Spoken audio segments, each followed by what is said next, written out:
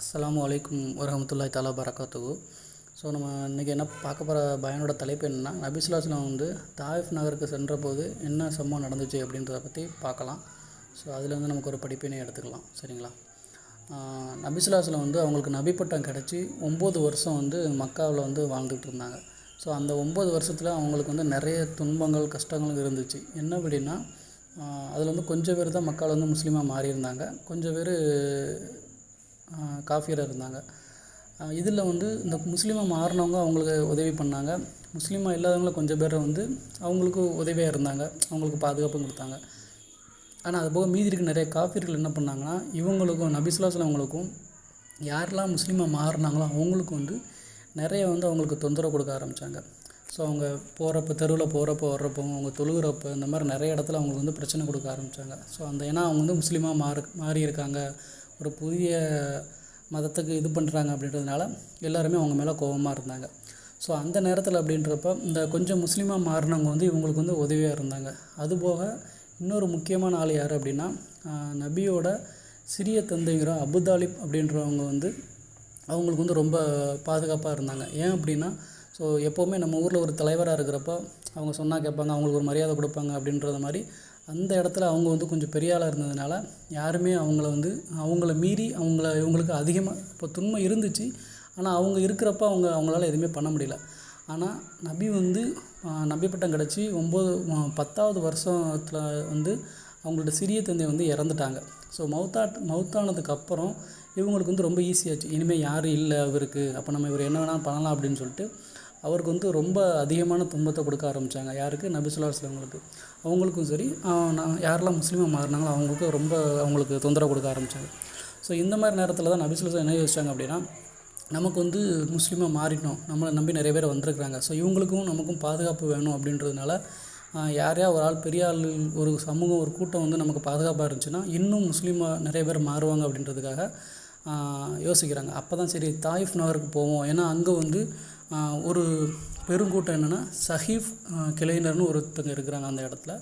அவங்க வந்து பெரிய நிறைய பேர் இருப்பாங்க அங்கே. சஹீஃப் வந்து நிறைய பெருங்கூட்டமாக இருக்கிறதுனால அவங்க வந்து முஸ்லீமாக மாறினாங்க அப்படின்னா ஒரு படைபலம் மாதிரி நமக்கு நிறைய கிடைக்கும். ஸோ நம்ம அங்கே வந்து எப்படி அப்படின்னா, இவர் வந்து என்னோடய பொறுப்பு, அந்த அரபு இதில் ஒரு இது இருந்துச்சு, இவர் வந்து என்னோடய பொறுப்பு அப்படின்ட்டாங்க அப்படின்னா மற்ற எதிரிகளோ யாருமே அவங்கள வந்து தொந்தரவு பண்ண மாட்டாங்க. ஏன்னா இவர் பொறுப்புனா இப்போ அவர் வந்து நமக்கு சண்டைக்கு வருவார் அப்படின்றதுனால அந்த ஒரு கட்டுப்பாடு இருந்துச்சு. ஸோ அதனால் அந்த நபி ஸல்லல்லாஹு அலைஹி வஸல்லம் அந்த இதை யோசித்தாங்க. ஸோ அப்போ நம்ம அங்கே போய் கேட்டு பார்க்கலாம் அப்படின்றதுக்காக தாயிஃப் நகருக்கு போகிறாங்க. ஸோ தாயிஃப் நகருக்கு போனதுக்கப்புறம் அங்கே வந்து என்ன அப்படின்னா, முக்கியமான ஒரு 3 தலைவர்களை வந்து சந்தித்து அவங்கள்ட்ட பற்றி பேசுவோம். அவங்க மூலிமா நம்ம மக்கள்கிட்ட போய் பேசுகிறப்ப இன்னும் அது வந்து கொஞ்சம் ஈஸியாக இருக்கும் நம்ம இஸ்லாத்தை வந்து பரப்புறதுக்கு அப்படின்றதுக்காக யோசித்து அவங்க 3 பேரை போய் சந்திக்க போகிறாங்க. ஸோ அப்போ அந்த 3 பேரை சந்திக்க போகிறப்போ அவங்க எப்படி இவங்க வந்து ட்ரீட் பண்ணாங்க அப்படின்னா, எப்போவுமே அரபு கண்ட்ரியில் இப்போவும் சரி அப்போவும் சரி விருந்தாளி வந்தாங்க அப்படின்னா அவங்களுக்கு வந்து ஸ்பெஷலாக கவனிப்பாங்க. ஒரு சொந்தக்காரராக வெளியால் அப்படிலாம் பார்க்க மாட்டாங்க, நல்லா கவனிப்பாங்க. பட் ஆனால் அந்த 3 பேரை பார்க்க போகிறப்போ நபி ஸல்லல்லாஹு அலைஹி வஸல்லம் என்ன ஒரு கண்ணியத்தை கொடுக்கணுமோ அல்லது ஒரு விருந்தோம்பல் மாதிரி பண்ணணுமோ அதை விட அவங்க பண்ணவே இல்லை. ஸோ அதுக்கு மாறாக என்ன பண்ணாங்க அப்படின்னா, அவரை பார்த்து 3 பேருமே 3 விதமான கேள்வி கேட்டாங்க. ஃபஸ்ட்டு ஒருத்தங்க கேட்குறாங்க, நீ உன்னையே தான் நபி பட்டம் கொடுத்து உனக்கு உன்னையே தான் அந்த அல்லாஹ் அனுப்பி வச்சான் அப்படின்னு சொல்லி ஒருத்தர் கேட்பார். இன்னொருத்தர் கேட்பாருன்னா, உன்னைய நபியை அனுப்புறதை தவிர வேறு யாருமே கிடைக்கலையா நபியை அனுப்புறதுக்கு அப்படின்ற மாதிரி கேட்பாங்க. அப்புறம் 3வது ஒருத்தர் என்ன சொல்லுவான்னா, நீ வந்து என்கிட்ட பேசாத, ஒருவேளை நீ சொல்கிறது உண்மையாக இருந்தால் எனக்கு அது பாவமாகும், ஒருவேளை நீ பொய்யா இருந்த அப்படின்னா உன்கிட்ட பேச எனக்கு விருப்பம் கிடையாது அப்படின்னு சொல்லி 3 பேருமே 3 விதமாக இது பண்ணி கஷ்டப்படுத்துவாங்க. ஸோ அப்போ நபி ஸல்லல்லாஹு யோசிப்பாங்க, சரி இவங்ககிட்ட இனி பேசி பிரயோஜனம் இல்லை, நம்ம நேராகவே போயிட்டு மக்கள்கிட்ட வந்து பேசலாம், பிரச்சாரம் பண்ணலாம் அப்படின்றதுக்காக வெளியே வந்து மக்கள்கிட்ட வந்து பேசுவாங்க. அந்த மாதிரி இதுதான் உண்மையான மார்க்கம், நீங்கள் வழி தவறி இருக்கீங்க, அந்த பக்கம் வாங்க அப்படின்னு சொல்லி அழைச்சி பேசுவாங்க. அப்போ மக்கள் என்ன சொல்லுவாங்க, நீங்கள் வந்து வளராதீங்க, நீங்கள் உடனே இந்த இடத்த விட்டு கிளம்பி போங்க, உங்களுக்கு வேறு எந்த இடத்துல பிரச்சாரம் பண்ணணும்னு ஆசை இருக்கோ அங்கே போங்க, இங்கே இருக்காதீங்க அப்படின்னு சொல்லிட்டு ஊரை விட்டு காலி பண்ணி போக சொல்லுவாங்க. சரி நபியும் ரொம்ப முயற்சி பண்ணி பார்ப்பாங்க, முடியாது அப்படின்ட்டு சரின்னு சொல்லிட்டு இவங்களும் கிளம்பிடுவாங்க. அந்த ஊரை விட்டு கிளம்புறதுக்காண்டி வெளியே கிளம்புவாங்க. அப்போம்போல் அங்கே உள்ள மக்கள் என்ன பண்ணுவாங்க அப்படின்னா, சின்ன பிள்ளைங்கள்லாம் ஏவி விட்டு அவரை கல்லை கொண்டு எரிங்கன்னு சொல்லி ஏவி விட்டுருவாங்க. ஸோ அதுவும் சின்ன பிள்ளைங்களை வந்து நபியோட பின்னாடி வந்துட்டு கல்லை கொண்டு எரிஞ்சு அவங்கள வந்து காயப்படுத்துவாங்க. எந்த அளவுக்கு அவங்களை காயப்படுத்துவாங்க அப்படின்னா, அவங்க கல்லை கொண்டு எரிஞ்சதுனால ரத்தம் வந்து அவங்களோட காலணிகள் ஃபுல்லாகவே ரத்தமாக வடியும். அந்த அளவுக்கு அவங்கள அடித்து காயப்படுத்தியிருப்பாங்க. ஸோ அது அங்கேருந்து அப்படியே நடந்தே வந்து ஊருக்கு வெளியே வந்து ஒரு இடத்துல வந்து உட்காந்துருவாங்க. ரொம்ப நடக்க முடியாமல் ஒரு மாதிரி, ஏன்னா பிளட்டெல்லாம் ரொம்ப இதனால வெளியே வந்து உட்காந்துருப்பாங்க. ஸோ அப்போ அந்த இடத்துல உட்காந்துட்டு நபி ஸல்லல்லாஹு அலைஹி வஸல்லம் வந்து துவா செய்வாங்க.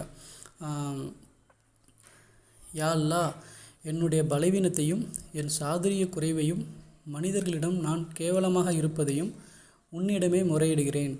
கிருபையாளருக்கெல்லாம் மிகுந்த கிருபையாளனே, நீயே பலவீனர்களின் இரட்சகன், இன்னும் என்னுடைய இரட்சகனும் நீயே. நீ என்னை யாரிடத்தில் ஒப்படைக்கிறாய்? என்னை கண்டு முகம் கடுகடுக்கும் அந்நியனிடமா, அல்லது என்னுடைய காரியத்தை அவனுக்கு நீ உரிமையாக்கியிருக்கும் பகைவனிடமா? உனக்கு என் மீது கோபமில்லையானால் நான் எதையும் பொருட்படுத்த மாட்டேன். எனினும் நீ வழங்கும் சுகமே எனக்கு விசாலமானதாகும்.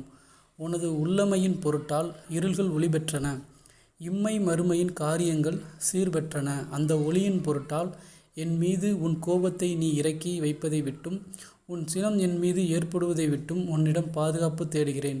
நீ பொருந்திக் கொள்ளும் வரை உன்னுடைய அதிருப்தியை போக்குவது அவசியம். எந்த திருப்பமும் சக்தியும் உன்னை கொண்டேயன்றி இல்லை அப்படின்ற மாதிரி ஒரு துவா கேட்பாங்க.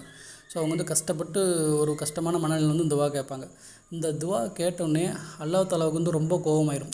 அது என்ன, அல்லாஹ்வுக்கு வந்து ரொம்ப பிரியமான ஒரு நபி இவ்வளோ அடிபட்டு ஒரு மனமுடைந்து ஒரு துவா கேட்குறப்போ உடனே அதுக்கான பதில் உடனே கொடுப்பான் அல்லாஹ் தாலா. உடனே ஜிப்ரீல் நீங்கள் போய் பயிருங்க அப்படின்ட்டு பேசுங்கன்னு சொல்லப்போ அவங்க ஜிப்ரீல் வந்து உடனே வருவாங்க. அல்லாஹ் வந்து உங்கள் துவாவுக்கு வந்து பதில் அளிக்கிறான். உங்களுக்கு வந்து நான் வந்து மலை அதாவது அந்த நகர் அந்த சிட்டி எப்படி இருக்கும் அப்படின்னா, நடுவில் சிட்டி, 2 பக்கம் மலை இருக்கும். ஸோ அந்த மாதிரி இருக்கும். உடனே அவங்க ஜிப்ரீல் சொல்லுவாங்க, நான் வந்து இந்த மலைகளோட மலைக்கு வந்து உங்களுக்கு நான் இப்போ அனுப்பி வைக்கிறேன். அவர்கிட்ட சொல்லுங்கள், உங்களுக்கு என்ன இது பண்ணணுமோ அவங்கள்ட்ட சொல்லுங்கள், அவர் செய்வார் அப்படின்னு சொல்லி ஜிப்ரீல் வந்து அந்த மலைக்கை வந்து கூப்பிடுவாங்க. அவர் மலைகளுக்குள்ள மலைக்கு வந்து நபிகிட்ட வந்து பேசுவாங்க. சொல்லுங்கள் நபி, உங்களுக்கு என்ன பண்ணணும்? இப்போவே இந்த 2 மலையையும் ஒரே அமைக்கி அவங்கள நடுவில் நசிக்கிறவா, இல்லைன்னா வேறு ஏதாவது தண்டனை கொடுக்கணுமா சொல்லுங்கன்னு சொல்லிட்டு நபி ஸல்லல்லாஹு வந்து கேட்பாங்க அவங்ககிட்ட. நபி ஸல்லல்லாஹு வந்து அவங்க கேட்பாங்க மலைக்கு. உடனே நபி ஸல்லல்லாஹு சொல்லுவாங்க, இல்லை வேண்டாம், இவங்க இப்போ அவங்க முஸ்லீமாக மாறலாட்டலும் பின்னாடி வருங்காலத்தில் அவங்களோட சந்ததிகள் வந்து கண்டிப்பாக முஸ்லீமாக மாறுவாங்க, எனக்கு நம்பிக்கை இருக்குது. அதனால் அவங்களுக்கு எதுவுமே அவங்கள எந்த தண்டனையும் பண்ண வேண்டாம் அப்படின்னு சொல்லிடுவாங்க. ஸோ இதுதான் அந்த இதில் நடந்த சம்பவம். ஸோ இதுலேருந்து நம்ம என்ன தெரிஞ்சுக்கிறோம் அப்படின்னா, அவங்க வந்து அவ்வளவு அவங்களுக்கு கஷ்டத்தை கொடுத்துருக்காங்க, அடித்து அனுப்பியிருக்காங்க, கேவலப்படுத்தியிருக்காங்க, இவ்வளவு பண்ணியும். ஆனால் அவங்களோட கருணை என்ன அப்படின்னா, இப்போ நம்மளாம் என்ன நினச்சிக்கோம், நம்ம லேசாக யாராவது மீச்சிட்டாலோ இல்லை எங்கேயாவது போகிறப்ப தட்டிட்டாலோ நம்ம அந்த கோவம் தட்டிட்டான் அப்படின்னு அந்த மனசில் இருந்துக்கிட்டே இருக்கும். ஆனால் அவங்க வந்து இல்லை, அவ்வளோ பண்ணியுமே இல்லை வேண்டாம், அவங்கள மன்னிச்சிருங்க, அவங்களோட சந்ததிகள் வந்து மாறுவாங்க அப்படின்ற ஒரு எதிர்கால நம்பிக்கையை வச்சு நம்ம மேலே வச்சுருக்காங்க அப்படின்னா, அது அவங்க எவ்வளோ பெரிய தூய உண்மையான அன்பை குறிக்குது. ஸோ இதுதான் இந்த சம்பவத்துலேருந்து நம்ம தெரிஞ்சுக்க வேண்டிய ஒரு பாடம். ஸோ இன்ஷா அல்லாஹ் நம்ம நபி ஸல்லல்லாஹு அலைஹி வஸல்லம் இதுலேருந்து வந்திருக்கோம். நம்மளும் அவங்களோட இதை கொஞ்சமாச்சும் நம்ம பின்பற்றி நடக்கிறதுக்கு முயற்சி செய்வோம் இன்ஷா அல்லாஹ். அஸ்ஸலாமு அலைக்கும் வரஹ்மத்துல்லாஹி தஆலா பரகாத்துஹு.